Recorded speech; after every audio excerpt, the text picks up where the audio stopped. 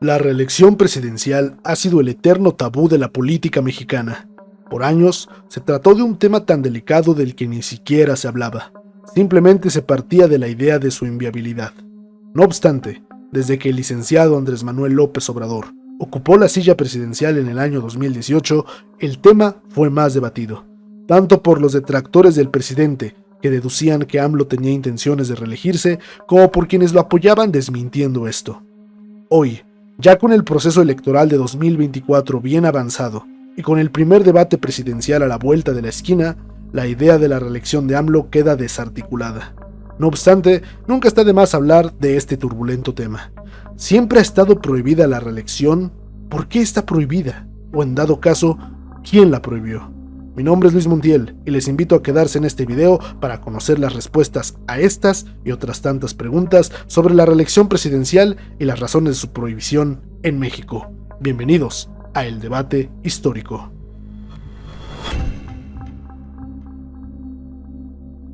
Para contestar esta pregunta es necesario viajar al inicio del México independiente. Cuando se adoptó el sistema republicano, fue necesaria la creación de una constitución que rigiera los destinos de la nación. Fue así como nació la Carta Magna de 1824. En esta se plasmaba en su artículo 77 la prohibición de la reelección presidencial inmediata. ¿Cómo que inmediata? Sí, esto significaba que un presidente que había terminado su mandato se podía reelegir, siempre y cuando no fuera de forma inmediata a cuando recién había terminado su mandato. Para poder hacerlo, el presidente saliente tenía que esperar un periodo presidencial. Lo que el artículo decía específicamente era: el presidente no podrá ser reelecto para este cargo sino al cuarto año de haber cesado sus funciones. Recordemos que para aquellos años el periodo presidencial duraba solo 4 años, no 6. Si continuamos el rastreo, tendremos que hacer una segunda parada en las leyes constitucionales de 1836, también conocidas como las 7 leyes, que fungieron como Carta Magna desde el año antes dicho gracias a la adopción del sistema centralista. La cuarta ley disponía en su artículo número 5 que el presidente que termine puede ser reelecto. Para 1843 se crearon las bases orgánicas de la República Mexicana. En esta nueva ley no existía ningún artículo o referencia específica sobre la posibilidad o prohibición de la reelección presidencial. Al igual que el caso de estas bases orgánicas, la Constitución del año 1857, la famosa Constitución Liberal, no indicaba específicamente las limitaciones o libertades de la reelección presidencial.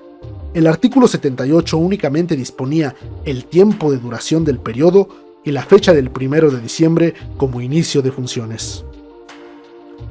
Álvaro Matute explica que la tendencia a la reelección presente en la Constitución del 57 al no prohibir la misma se debía a la necesidad del fortalecimiento del Estado mexicano, que con un proyecto de nación pensado a largo plazo y que no se viera interrumpido en apenas 4 años de mandato, pudiera salir por fin de lo que parecía una crisis perpetua.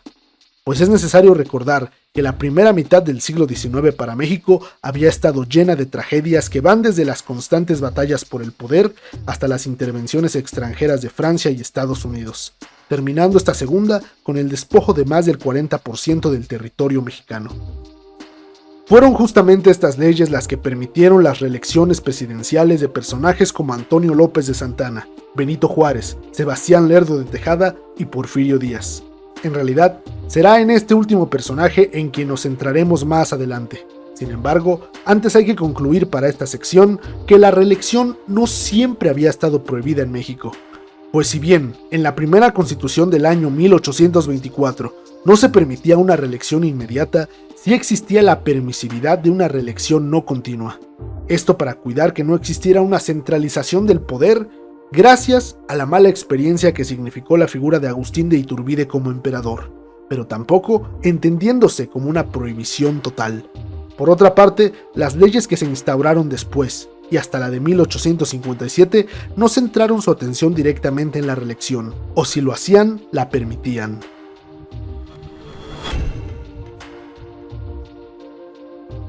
Como ya hemos visto, para la segunda mitad del siglo XIX la reelección era legal y no había ninguna consecuencia jurídica con llevarla a cabo. Juárez y Sebastián Lerdo de Tejada se vieron beneficiados de dicha figura. Sin embargo, las continuas reelecciones de Juárez ya habían empezado a provocar un descontento, no tanto en la población, pero sí en los grupos de poder que con cada nuevo periodo presidencial de Juárez veían sus sueños de ocupar la silla cada vez más lejanos. Dos de estos personajes fueron justamente Lerdo de Tejada y Díaz, quienes ya habían perdido elecciones en contra del benemérito de las Américas.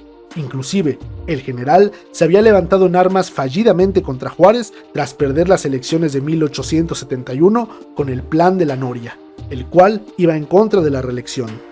No obstante, a la muerte de Juárez, Lerdo de Tejada ocupó el cargo de presidente interino y ganó las elecciones extraordinarias de 1872, asegurándose un periodo presidencial.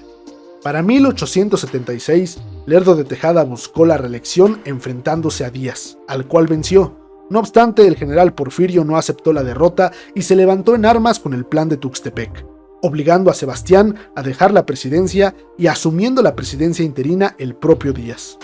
Tras las elecciones extraordinarias de 1877, donde Díaz se presentó como candidato único, Porfirio aseguró su primer periodo oficial como presidente de la República.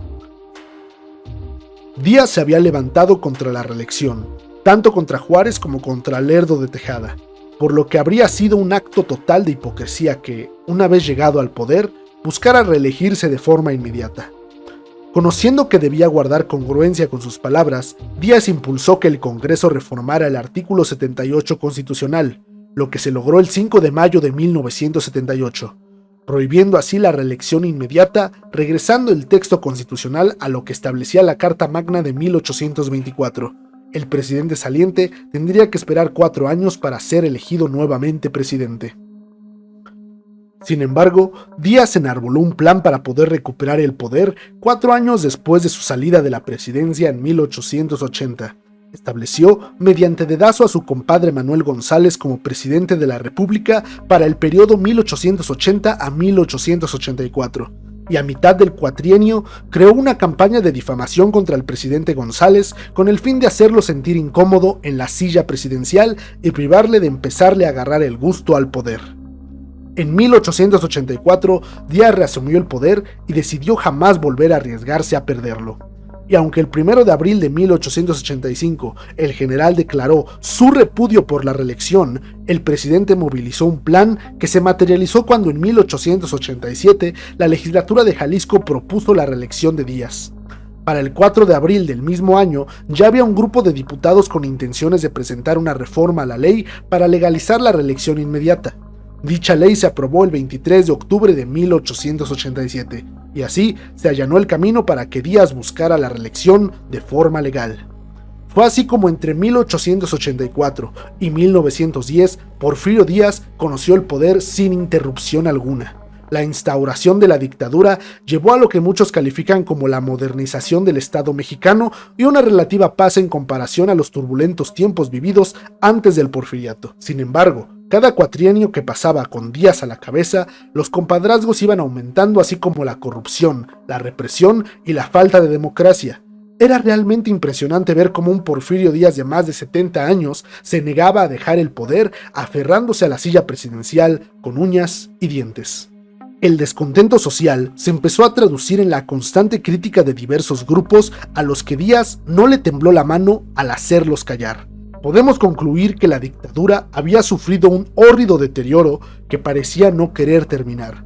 Fue esto lo que provocó la Revolución Mexicana, que estalló en el año de 1910, la cual tenía como principal lema sufragio efectivo, no reelección, lo que se traduce en la exigencia de democracia y la exigencia de darle fin a la dictadura encabezada por Porfirio Díaz.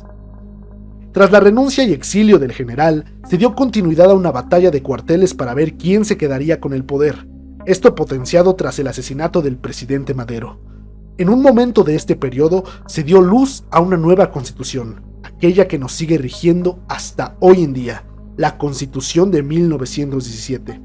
Fue en este punto donde nació la prohibición total de la reelección. Esto como respuesta a evitar una acumulación de poder continua tan radical como la que había tenido Porfirio Díaz durante la dictadura. Podemos concluir este punto con que esta fue la razón del por qué se creó el ideal antirreeleccionista y el por qué fue colocado en la Constitución del 17. Sería muy inocente pensar que fue gracias a un solo hombre que se terminó añadiendo al texto constitucional del 17 la prohibición de la reelección.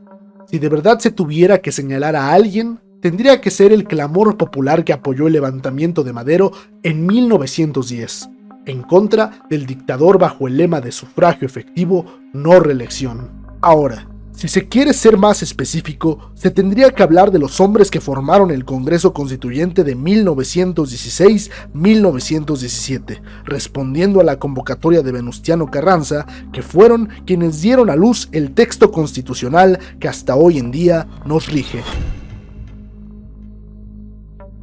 Como dicen, nada es imposible, aunque he de decir que lo veo muy difícil. Bueno, sobre el texto constitucional antirreeleccionista no se rige únicamente el aspecto legal, sino todo un peso histórico e identitario de la nación tricolor. El México contemporáneo se reestructuró y se cimentó a partir de la Revolución Mexicana, un acontecimiento que marcó las nuevas formas de hacer política y de regir a la nación. El Partido Nacional Revolucionario, abuelito del PRI, entendió lo que esto significaba. Tener siquiera presente la idea de regresar la reelección a la Constitución significaría un pecado de corte capital que iría en contra de la máxima bajo la que se levantó la revolución y por consecuente en contra de la base bajo la que se creó el México moderno. Para muestra, un botón. Álvaro Obregón fue presidente de 1920 a 1924. Su sucesor fue Plutarco Elías Calles, quien modificó el texto constitucional en 1927, estableciendo que la reelección estaba permitida únicamente de forma no continua, lo que le dejaba el camino abierto a Obregón para regresar. Se dice que esto fue un pago de favores de parte de Calles a Obregón por haberlo escogido como su sucesor. Sin embargo, después de su campaña política y su victoria electoral, Obregón no pudo asumir funciones gracias a su asesinato. Es verdad que hay diversas razones por las que se cree que se dio este magnicidio. Sin embargo, para este video concluiremos el tema diciendo: el último hombre que intentó reelegirse en el poder después de Díaz terminó muerto antes de lograrlo. El beneficiado de su muerte terminó siendo Calles, que si bien no fue lo suficientemente atrevido o tonto para reelegirse, controló desde las sombras a 3 presidentes títeres, mientras él seguía dando órdenes como el jefe máximo. Pero volviendo al tema principal, si hablamos de la posibilidad de cambiar el texto constitucional para que la reelección sea legal, no cabe duda que es posible. La Constitución no es inamovible. El cuerpo legislativo puede hacerle cambios cuando considere oportuno hacerlos. Por ejemplo, últimamente se ha hablado mucho de las pensiones que el presidente López Obrador instauró durante su mandato y se ha vendido la idea de que estas, al estar en un rango constitucional, es imposible echarlas abajo. No obstante, esto es mentira. Todo lo que está en rango constitucional puede ser echado abajo. La dificultad está en conseguir los votos para conseguirlo, pues se necesitan 2/3 partes de la votación. Para hacernos una idea, Morena y aliados, que son la fuerza dominante hoy en día en las cámaras y en la política mexicana, a pesar de su fuerza arrasadora, no juntan las 2/3 partes. Para lograr los votos tendrían que tener ayuda del bloque opositor. No obstante, no es imposible que alguna fuerza política pueda juntar esa cantidad de votos en un futuro y pueda, sin ningún problema, modificar el texto constitucional, tanto para quitar las ayudas dadas por AMLO, por hablar del ejemplo que pusimos, como para volver a la reelección legal, regresando a hablar el tema principal de este video. Ahora, repito, pienso que la dificultad en lograr esto estaría más presente gracias al valor simbólico e histórico en la reelección que su simple valor legal. En resumen y para concluir, la reelección presidencial ha sido un tema controversial en la historia de México. Si bien no siempre estuvo prohibida, y durante el siglo XIX presidentes como Juárez, Sebastián Lerdo de Tejada, hicieron uso de esta figura, fue Porfirio Díaz quien promulgó la prohibición de la reelección inmediata en 1878, aunque luego buscó una reelección mediante medios legales en 1887, modificando nuevamente la Carta Magna y dando paso a la dictadura. La Revolución Mexicana, con su lema sufragio efectivo, no reelección, llevó a la incorporación de esta prohibición en la Constitución de 1917.